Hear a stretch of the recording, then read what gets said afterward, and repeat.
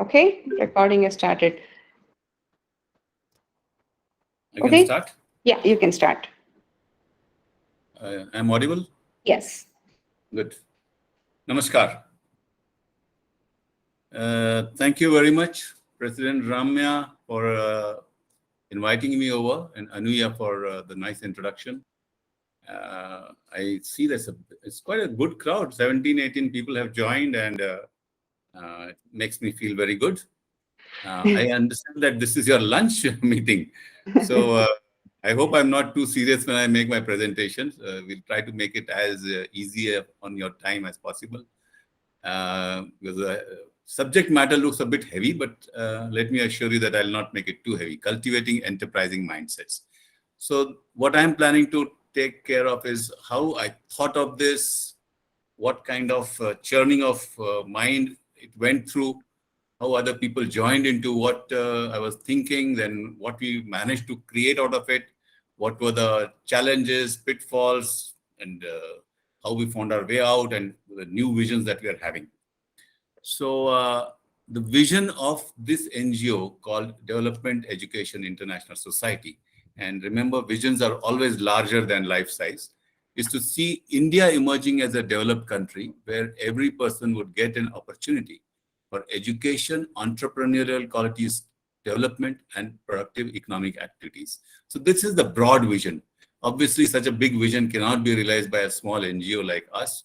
So we have divided into morsels which we can chew and perhaps digest. So we call them the small missions. The first mission we took was unemployment alleviation.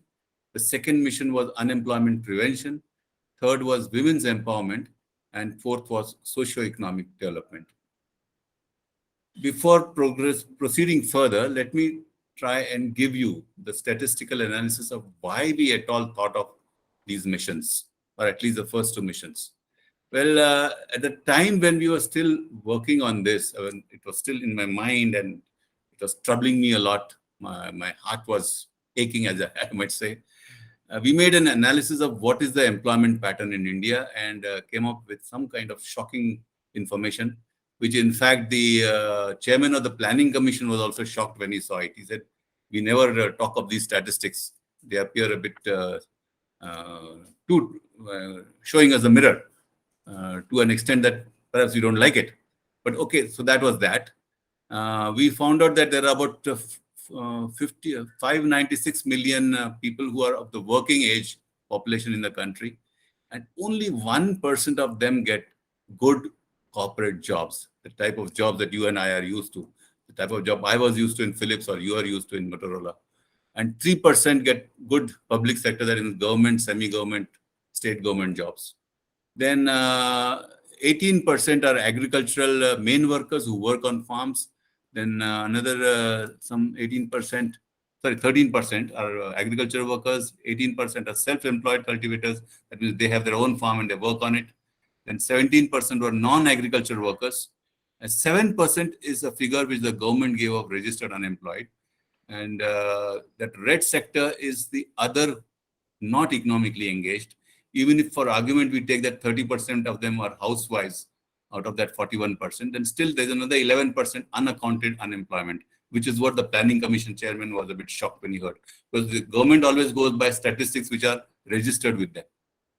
So when we saw that high unemployment figure of almost 20%, our small group of people, led by me as a Secretary General, then one Brigadier Gole, retired brigadier, as his chairman, one Mr. R.D. Sathe, who was the Foreign Secretary of India. He was one of the prime members, and some few others. So we said, what should we do about it? We wanted to do something about it. So we said, let us talk of unemployment alleviation.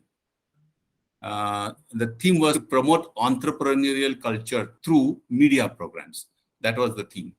And we did some humble work in that, and you can see that work at our website, www.deispune.org. For the second mission, we called it Unemployment Prevention, which the theme of which was cultivating enterprising mindsets through academic programs. Our entire teaching material is available on enterprise-education.in. If you go there, you will see that we have formed syllabi and teaching lessons right from primary, upper primary to secondary, higher secondary, and college level. The third is women's empowerment, which is available at sita-radha-lakshmi.org. The theme was inner strength via empowering the role models. It was more directed towards Indian women. So we used role models of India or ancient role models and tried to uh, find out what was the empowering part of their personalities.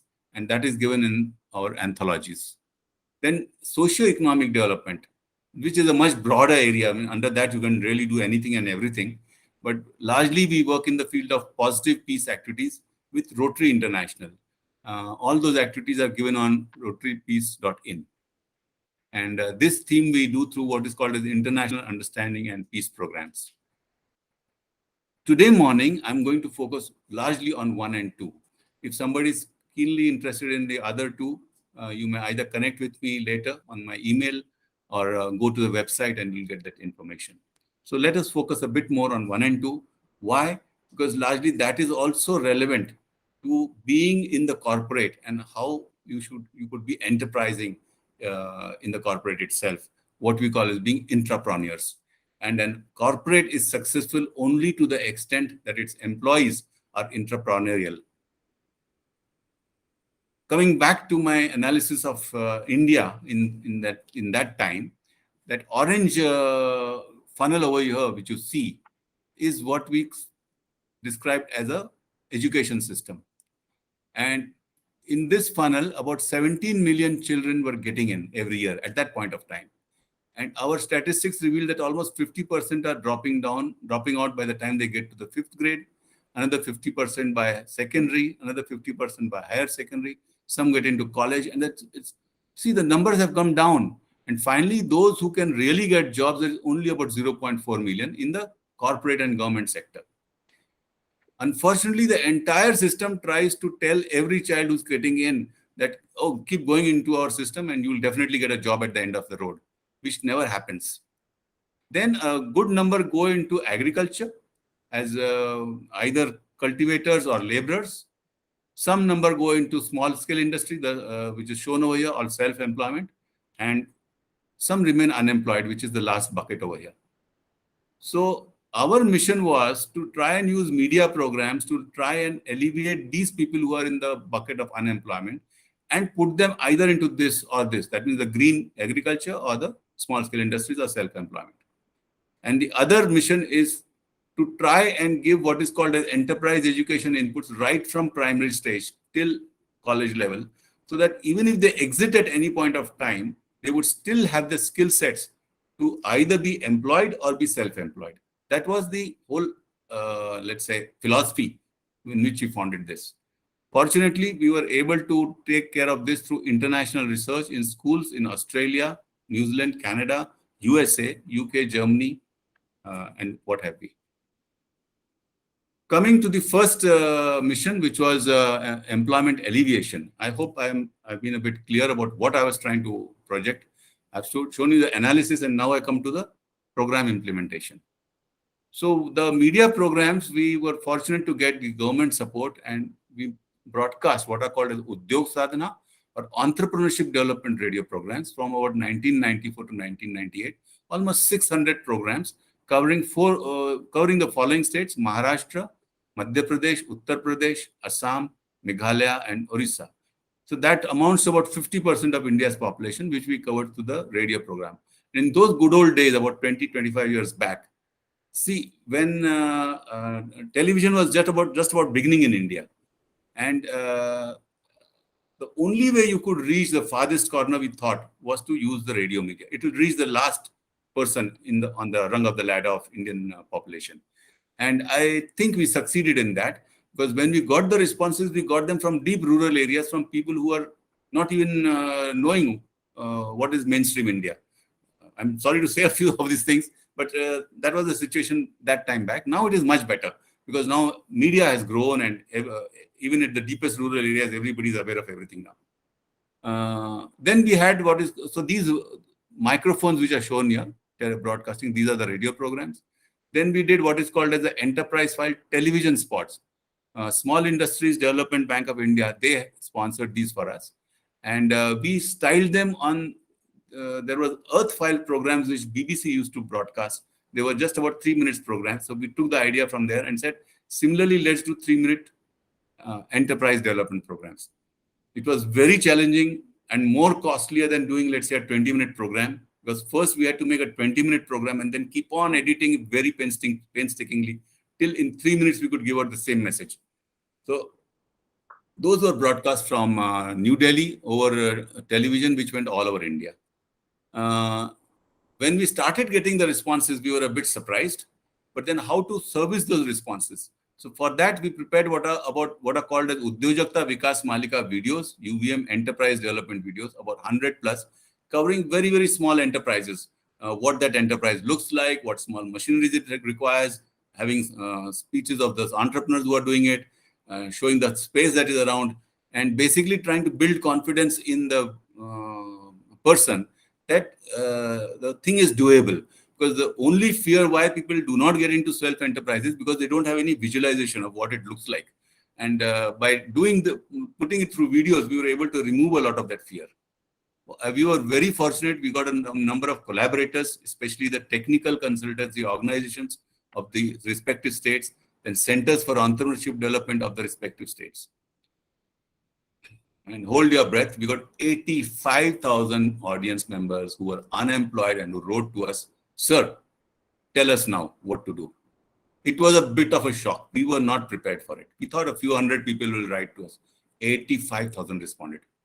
But our sponsors were very kind. Small Industries Development Bank of India, they said, no, once you have let out the program, you cannot now run away and say, "Arey, we are not ready for anything else." So with their help, we sent a guidebook to everybody. With the help of our collaborating agencies, we held what are called entrepreneurship awareness camps, skill training camps, and counseling sessions for people who are interested. Showed them those UVM videos which I talked about. This happened over the period 1994 to about 2010. And today I've got documented 10,000 cases out of those 85,000. There may be a few more who have actually been able to start some small self-employment of their own.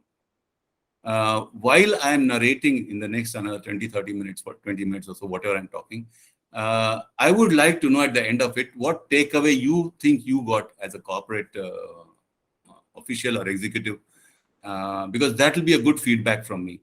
I'm going to tell you something about what takeaways my beneficiaries or the audience got. See whether those takeaways correspond to what you think you could take away from the talk today, or you have something else to add to it, or you have a comment or a statement or a feedback to give. Everything is welcome. So a few success stories to give from that. Out of those 85,000, this is one person. His name is Vikas Kumbharkar. He lives even now about 40 kilometers away in a deep rural area of India, a village you can say. He did what is called as the Industrial Training Institute, ITI certificate of about 1.5 years after his high school in electrical wiring. And he was trying to find a way out, what to do now. When he heard our programs, then he approached us through those camps and counseling sessions. We found him worthy enough and we had very small grants available with us. So we gave him $100, which in India at that time, 20-25 years back, was a big amount for him. When he wrote to us and came to us, he said that the inspiration he got from the programs, and these are some of the messages which I would like you to reflect on, is all have got inner strengths and immense life knowledge. I asked him what he meant by life knowledge. He says that I realized that apart from that ITI or whatever I did, I have learned a lot from life itself. For example, I know, which you do not know sitting here, what are the markets around me? What are the way of transport around me? Those you cannot know. That is what life has given me. I've learned it, but I've never tried to use it. And he said, now I'm going to use all this. His progress was such that he started with his electrical shop, offering services to farmers to repair their pumps, etc.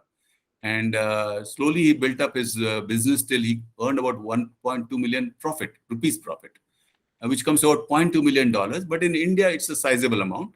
And if we compare it, what he would have earned if he had become employed, he would have got something like 0.02 million per year as his salaries. Well, this was about 10 times. But then he one thing about these entrepreneurs is once they get triggered, they just don't wait. They keep on thinking of other ideas. And largely I found with entrepreneurs that once one enterprise is successful, they give it to somebody to manage, they think of something else because their mind needs that as a fodder. So he diversified into cashew nut processing, dry fruit sales, and he had some farms which he was not tending to because he thought he has become a highly qualified engineer. That farming he started, and he started growing aloe vera. Unfortunately, the corona had a bad effect on his businesses because most of his supplies were going to restaurants and malls, which all closed down for the last 2 years. But he did a very smart thing. In those 2 years, he has learned import and export. And the last time he visited me, the date is given over there, October 2021. He brought to me a beautiful plan written in good English of what he plans to do in exports. He wanted to export rice because his rice is one thing which will never get affected by any kind of epidemic. Whatever happens, this supply will never stop. And interestingly, I just asked him, hey, you are only a Marathi speaker. You don't know much English. How did you write such a beautiful report?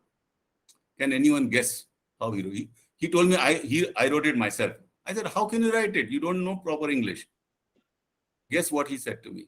He said, I wrote in Marathi and used Google Translate to translate it into English. Yep. It was very interesting.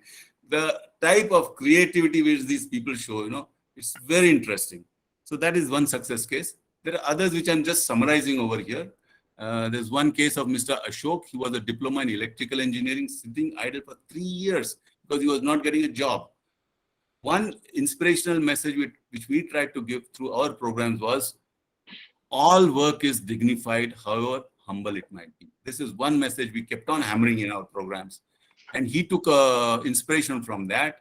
And he said that I had a family business of tailoring, which I was ignoring because I thought that now I'm a highly educated person. I've restarted that business and I'm earning handsomely every month. Then there was Mr. Ramesh. He was high school graduate, but lost both of his legs in an accident, unfortunately. He was feeling very despondent and very dejected because he was not being of any use. He was being taken care of by his families, no doubt. But he was feeling very bad about it, that he was economically independent on others. So when he heard our radio programs, and that is what is surprising, I found that everybody is taking away a different takeaway from the programs. He realized that utilize resources available in a constructive way. Those were messages which are going, and I must mention to you that we had about 200 experts who were delivering these programs. It was not me alone, 200 experts. And what everybody was talking, I did not have a monitor on everything, but this is when these guys wrote to us, this audience, then I came to know these are the messages they got. So he got the message that one should utilize resources available to you. And he realized that the only resource which he had ample in plenty was time, because he was sitting in one place from morning to evening. Everybody was feeding him, bringing him food, bringing him this, that, everything was done.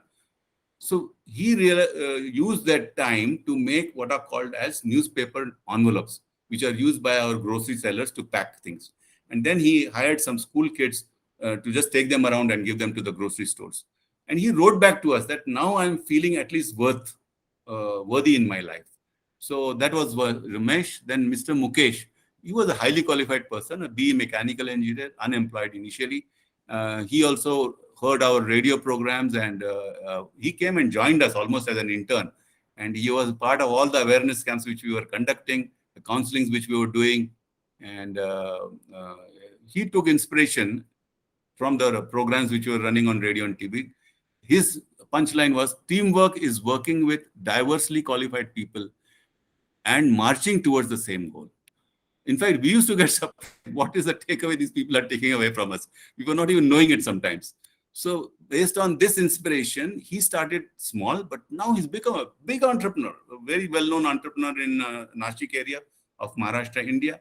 And when you go there, now you feel that he's a big man. He has bought land and he's built resorts and whatnot. He's a big man now. He does what is called electrical wiring of back panels and also generators.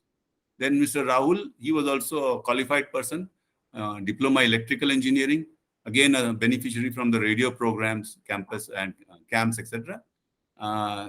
He picked up the punchline from our program that opportunities are abundantly available. You have to seek them out. And interestingly, what he did was he once spotted a small advertisement in the local newspaper. A German importer wanted to get pillowcases from some source. And though he did not have a factory, he just managed to get some pillowcases made from a tailor, send them over. Interestingly, that importer approved it. Then he set up his factory, and from that point, he has developed a very good relation with the German importer. And today, he has got almost 2 floors of factory. I remember when I visited, there were at least 50 ladies who were doing the sewing of the pillowcases. He's doing very well. I mean, excellently well. So whenever I have a problem, whenever I'm doing some seminar or something, he's the first person who comes forward and says, "Sir, here is my contribution to your seminar or symposium." Then these are some other cases, just to show you some faces of other people, how they look. But while this was going on, a stage came when the government said that now we cannot give free broadcast times, because by that time, hundreds of TV channels had come in, those FM radios had come in. Then the government found that its revenue is coming down. So they literally stopped providing free. They said, if you pay us, we'll broadcast the programs.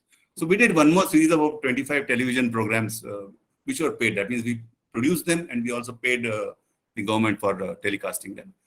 Those gave us also a very good experience. But from all this, our trustees then said, let's not wait. Why are we waiting for these youths to become unemployed? See the faces of these youth. They are 18, 20, 25 years old. Why are we waiting for them to get unemployed? Can we not give them the aptitudes and attitudes which will help them with having options? If they go into a job, they will still be enterprising. If they remain unemployed, then they might still do some small enterprise like the ones you are seeing over here of their own. So we thought that's a good idea, and we came up with this concept of enterprise education. And the vision we defined for it was to provide an opportunity for every school-going child or a college-going youth to develop an enterprising mindset to become either an entrepreneur or entrepreneur. We are not insisting that by doing this, you'll suddenly become entrepreneurs. In fact, when I was doing my research in Australia, and I asked the school principal, after you have taught them in high school to be enterprising through your course, they had a special course called enterprise education. When do you think he will use this knowledge? And he quickly told me, 40 years, anytime from now to 40 years. That type of a strong vision, imagining that, okay, maybe he'll get employed in a corporate, but maybe at some point of time, he'll want to be on his own. And any point of time, whether he's employed or he's on his own, he will use these skill sets which we are teaching him. Now, what are those skill sets we are teaching them in school and college? One, there are 2 types of things we are teaching. One is called concepts. These concepts are very well known to all of us. All concepts like marketing, design, production, but very simplified so that these children will understand them. Then skills. This is what is our main focus of the design of our pedagogy. That it should exercise their thinking skills, listening skills, etc. I will show it in more details when I show the next diagram. And after this program was designed, interestingly, the United Nations Development Program showed interest in it. And I went all the way from India to the Arab region, and I taught this program to their youth in Morocco, Algeria, Sudan, Syria, and Jordan. Those were the better days when you could still visit Syria, Jordan, and those places. And I was quite impressed by that Arabic region. I learned a lot from them, and I value that particular program. Similarly, under another UN program with the government of India's DST, Department of Science and Technology, we trained almost 500 teachers all over India. Then under state level program, we were able to successfully introduce it as a personality development program for enterprise education in Maharashtra.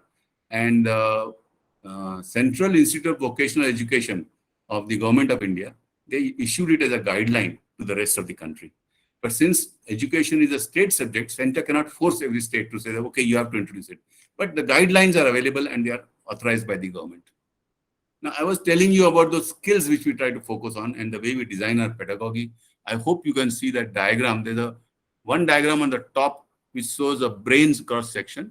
And you can see that it has got different functions in different parts of the brain. These are not exact, but just approximate brain functions which we got from discussions with doctors.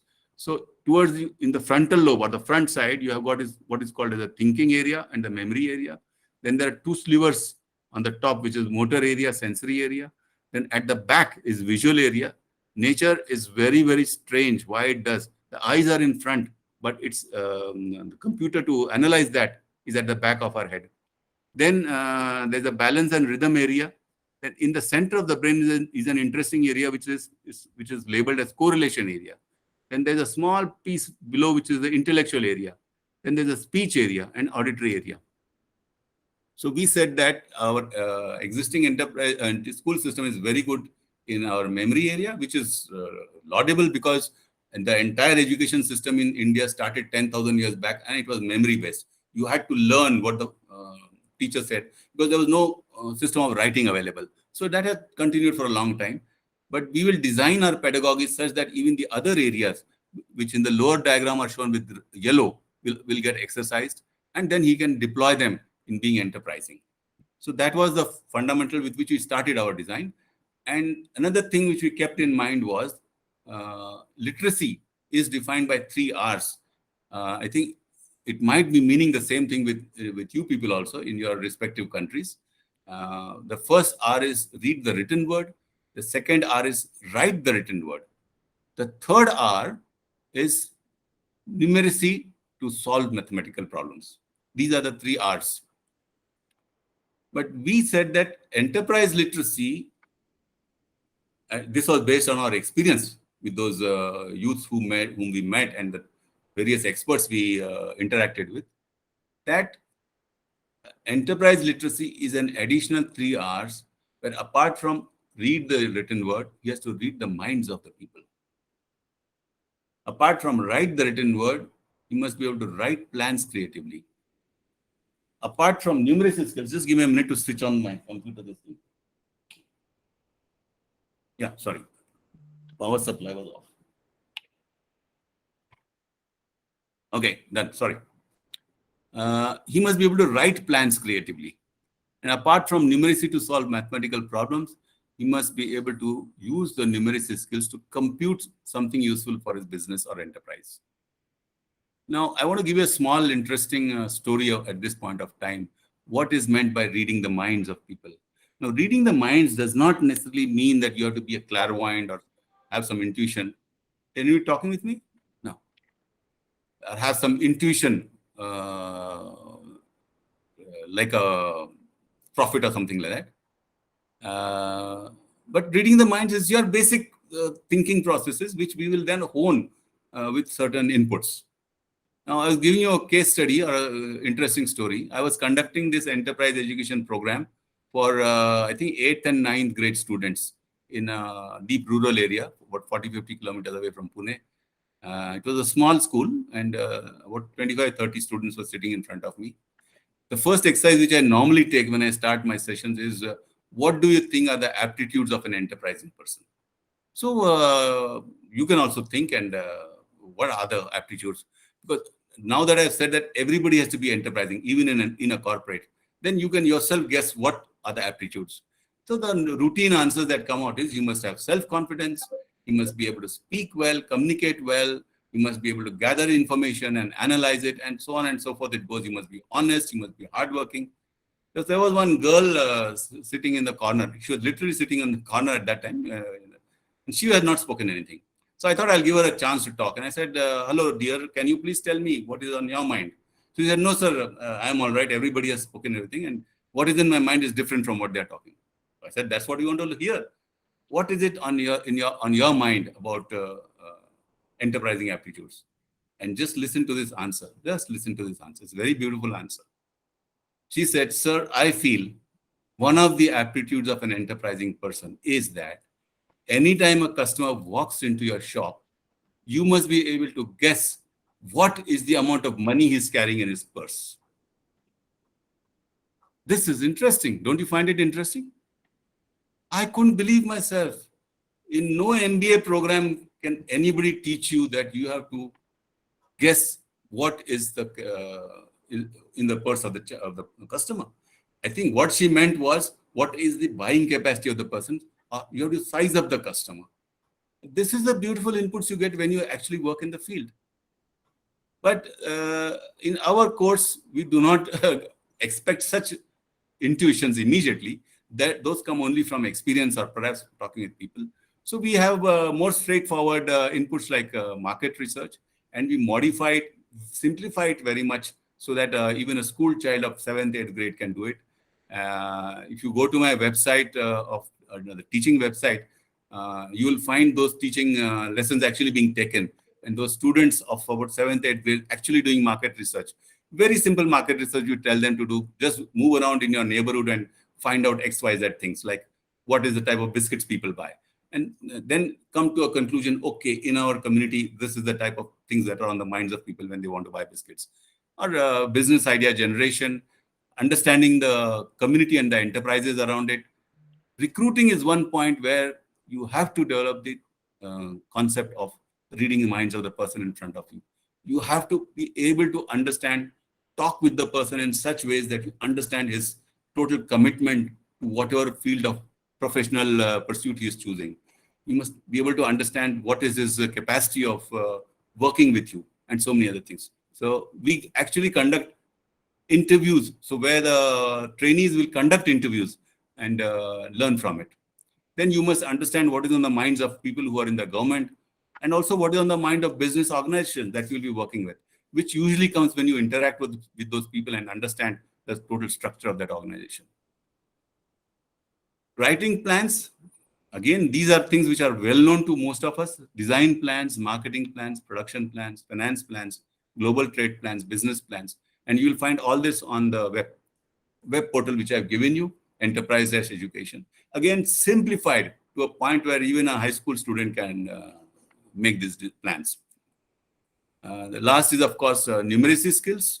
So things like finance and accounting, costing, understanding the village or town of yours as an economic entity, understanding the regional resources in numerical terms so that you can understand how much of it is available to you, and so on and so forth. I'm quite sure that you, as you are listening to it, you may be able to add a lot to this.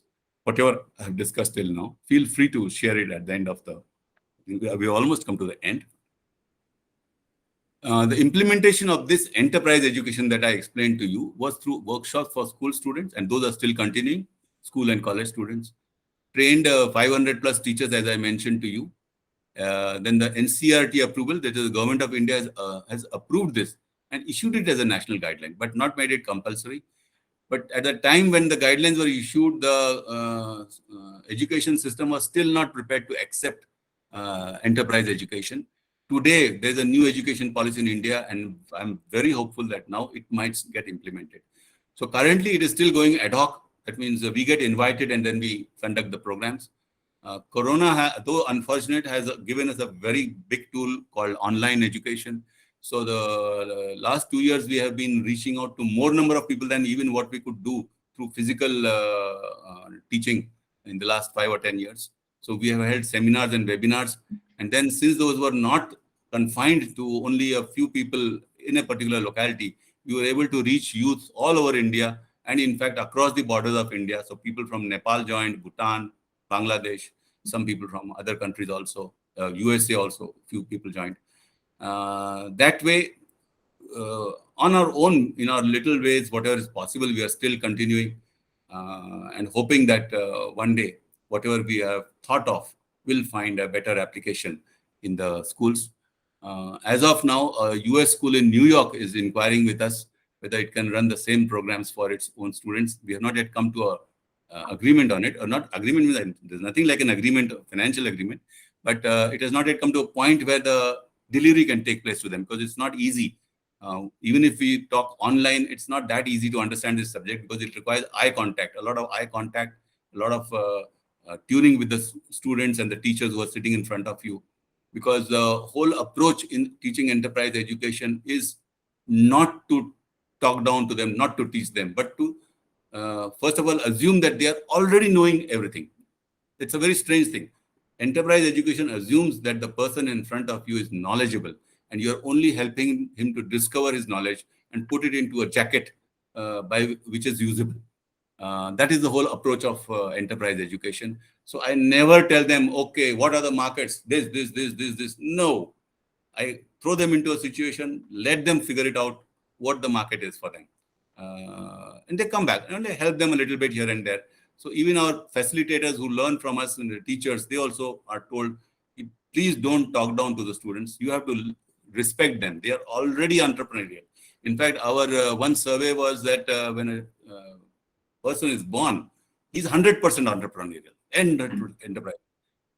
Through the education school, that we finally bring it down to something like 5% to 10%, because we want them to be what we think they should be and not what they are. So enterprise education tries to rebuild and tries to make them discover what they were initially. And as I said, by enterprise education, we want them to be good entrepreneurs in corporates or good entrepreneurs if they work on their own. So that is what it is. The last mantra for corporate entrepreneurs like you, if you may like it, and is in India, we always talk of mantra. Mantra means a chant. That means a big thing, we try to summarize it into a small thing, one line. So here I'm trying to summarize it into 2 lines, which is sublimate vision and liberate creation.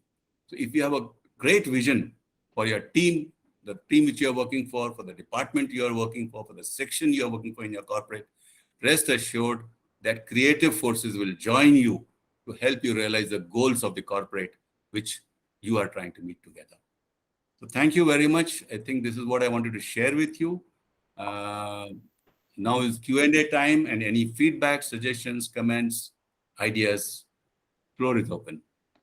President Ramya and Anuya, please take the session back. Thank you. Thanks, Pradeep. Ramya, do you have anything to say? No, I mean, it was a great session. Thank you, Pradeep. I just wanted to ask you, how do you feel about making such a difference in so many people's lives, right? Because it's really life-changing. You said you got 80,000 responses initially, and like, did you have a support system, and how do you feel personally about driving this whole change and bringing such a change in other people's lives? Okay. Ramya, thanks for the wonderful question. It's a big question and it takes me to my initial school days. Sometimes there is a calling inside you. I mean, there's no explanation for it. It's not that somebody has offered you a carrot and so you are doing it. It's just that there's a calling inside you. And when I'm trying to answer your question, I'm remembering that even in my primary school days, I used to gather pamphlets of different types of professions and then show it to my colleagues in the class. Hey, when you grow up, you can do this. Hey, when you grow up, you can do this. I don't know why I was doing it. There was no explanation for it, but I was doing it. And I had a very interesting experience. I was working with Philips. It's a big corporate. And I was the production manager, not a small position, to be very frank. Second in command after the factory manager, to be very frank. And in Philips, it's a big position. Somehow this problem kept on cropping in my mind because there was a lot of unemployment according to my analysis. And government did not agree with it necessarily, but my analysis was that no, there is a lot of unemployment, hidden unemployment is there. And my question was, why is it that in developed countries it doesn't exist? That was my question to myself. So one day to my factory manager, I just was mentioning it in a casual talk, or sort of you can say an evening social talk. It was not a formal thing. Yeah, I would like to understand why in developed countries there is so much of corporate culture, so much of enterprise, so much of prosperity, and there's not much unemployment. He kept quiet. He just listened me out. And 2 months later, he calls me into his cabin. And without mentioning that talk which we had, he says, Pradeep, I'm sending you for 2 months to Europe. I said, oh. Yes, he said, I have chalked up a training program for you with Philips. So you'll go to Eindhoven, you'll go to Enschede, then you'll go to Philips, Germany. I said, good. And he did not mention that why he's sending me, but it was unsaid between us that I'm going to be observing also the total systems over there. So I went there. I did my part of the training, which was what was officially supposed to be. But evenings I spent on seeing the media over there. I used to keep surfing the channels. And one day suddenly I got a program, a Dutch program, which said focus on the market. Brandpunkt in the market, that program was. And in that program, they showed about 6-7 small entrepreneur interviews. and a wrap up. So I contacted that studio and actually went to them. So I talked with the producer. Why are you doing this program? So he said that in Netherlands, about 6 years back, the unemployment was 11%, which we thought was high. And our answer to that was that unemployment will not reduce by increasing employment, but by increasing employers, which came as a different angle of looking at problems for me, of the problem. So he said that we decided to show them small enterprises so that their confidence in taking up these small enterprises will increase, because otherwise people don't take up. Even, for example, their programs which I saw, they showed a security agency. How does a security agency work? How many people are there? What training they give? It gives a sense of confidence. And if you see, most of the youths who came to us after hearing our programs, they had never thought of it. The problem is they never thought of it. Now, through that Brandpunkt mark, for example, they said we make them think about it. And they said today our unemployment is down to 6%, and we believe sincerely that our programs have helped it. I had taken a tape recorder with me from India to record these programs. And when I came back at the customs fellow says, what have you brought back? So I gave him a list which said the incense bottle, this, shaving machine, whatever it is. So he calculated the duty and said 2,100 rupees. 30 years back in 1986, that was a big amount, 2,100 rupees for me. So I said, okay, sir, I'm paying the 2,100. And then he became doubtful. He said, no, but let me check your bags once. I said, go ahead and check. So he opened it and said, you did not declare this tape recorder. So I said, that tape recorder is on my passport, and I just brought it back. In those days, tape recorders were not available in India. So if anything, people will be smuggling tape recorders, not taking them away from it. He said, you are a stupid guy. Why would you enter it on your passport, take it all the way, and again bring it back? So then I said, sir, I was studying these programs over there, and all those programs are recorded in this. And I'm thinking that maybe I can do something similar in India. So he suddenly became serious. And then he went inside, and his boss came, the chief customs inspector. He comes, a very senior man. What is all this? You took a tape recorder and brought it. Why did you do it? So I said, hey, khatam ho gaya abhi. I'm finished. He's going to charge me heavy duty for that. Again, I showed him on the passport, this, that. So he heard me out, then he did like this. Good. He took his pen and actually he cancelled that page of calculation. Like that he cancelled, that senior fellow. And he said, sir, he called me, sir, please go. You are going to do something for the nation. I got lost. What's he talking? You see, when a person of that capability who could have completely troubled me puts a responsibility for the rest of my life, then obviously I have to answer to it. I think with that, Ramya, you must have got my answer. Yeah. Thanks, Pradeep. It's amazing just Anybody to else? hear your drive to bring the change. Thank you. Thank you. Guys, any other questions? Yeah, hi, it's Pradeep Kolhe. Dr. Wagh, thank you for taking the time to share your experiences with the group today. And I want to congratulate you and your team on the tremendous success of your work all these years. I just had a comment, I wish a few decades ago when I was a high school student back in Mumbai, or Bombay as it was known then, if they had a course like this for training the entrepreneurial mind of a young child, it would have been a totally different story. I think it's great to see that course is being introduced as an elective, if not a mandatory course even in high schools in India. And I wish you all the best in this endeavor for future. And thank you again. Rajita, your words mean a lot. See, finally, a social entrepreneur. I call myself a social entrepreneur. I'm not a commercial entrepreneur. We survive on our return on interest, you can say. Here, interest, I mean return on investment. Our investment is our time, and our spirit is feedback from people like you, Prajakta. Thank you very much. Thank you. My pleasure. Yeah, just to add to what Prajakta said, Dr. Wagh, this is truly inspirational. I think just through the presentation, I personally learned a lot. One thing that really struck out for me is when you mentioned that the Indian way of education around 10,000 years ago all banked on us memorizing a lot of stuff. And I always wondered why that was the case. I think you articulated really nicely as to because we did not have the ability to actually write and keep it. And that's why we chose to keep it in our minds, which that in it was an interesting point of view, which I was always wondering why that was the case. And just, I think to what Prajakta said as well, is it's this enterprising education, I think I personally took a lot out from it, and there's so much that we all can take away from what you shared. So thank you. Thank you, Vachan. Thank you very much.